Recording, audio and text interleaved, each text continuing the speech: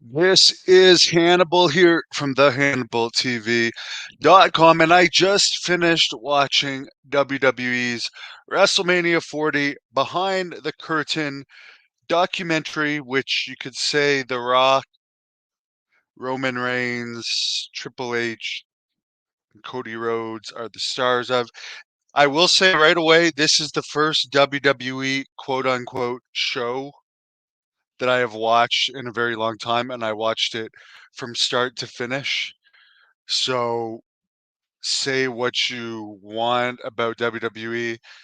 For somebody that's not actually a fan of the product overall, I was able to watch this, and it only started to get tedious at the end when they were showing a lot of the wrestling. But it wasn't that bad. But I mean, it's at some point for some reason, for people like me, we're still fans of like the news of wrestling and the behind the scenes stuff, but we don't like actually watching wrestling anymore.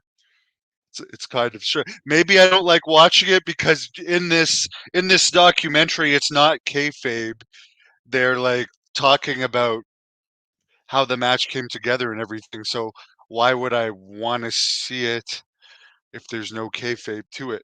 At the same time, I understand why they did it because the whole purpose of the documentary is behind the scenes. Triple H gets himself over in this big time. I mean, there's no question he seems to be running a lot of things behind the scenes, and this documentary showed it well. The Rock basically talking about his final boss character is a legitimate character. He really is he's on the board of directors at WWE, and he's the biggest Hollywood movie star, arguably.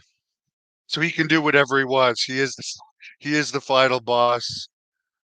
They talk about why they ended up changing the match in this from The Rock versus Roman Reigns to the tag team match, and then ultimately Cody Rhodes versus Roman Reigns, which you can't argue that the turn ended up being good for those pay-per-views. Though the only problem with it is what you get from watching this is you want to see The Rock against Cody Rhodes, which they're probably going to do at next year's WrestleMania.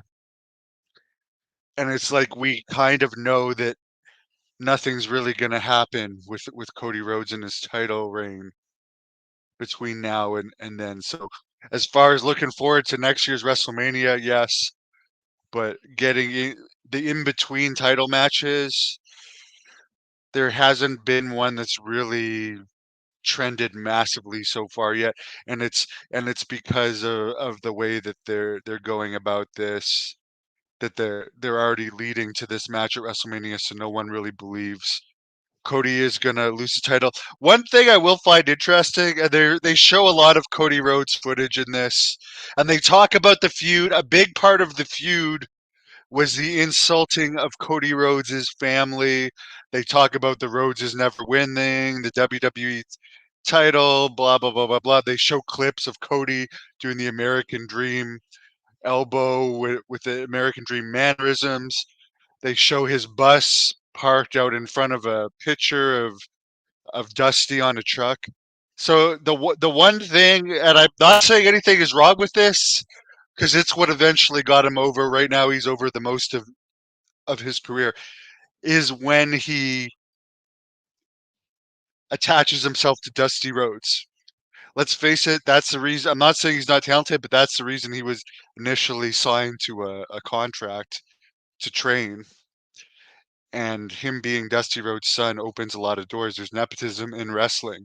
But the one thing I find funny is back, if you remember, when he had his open challenge in AEW, the reason why he said he would not have a match with me, which I'll put up on the screen right now, despite Jerry Jarrett, Billy Graham, Conan, Bushwhacker Luke, Terry Funk.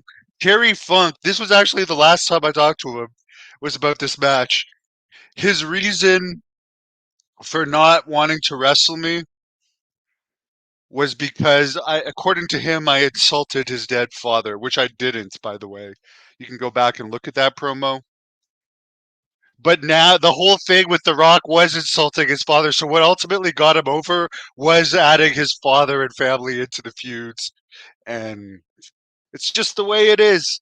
So overall, I would say, I mean, the documentary's interesting.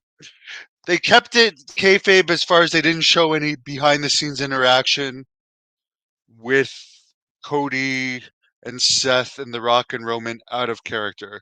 So they kept it kayfabe as far as that, but they definitely talk about their creative processes and so forth. But yeah, again, everybody wanted to see that match at that point in time, and they gave a lot of people that had no momentum to wrestle Cody opportunities. So I just find it funny that his reason for not wrestling me was because I mentioned Dusty in my promo, and now he's like fully embracing being Dusty's son.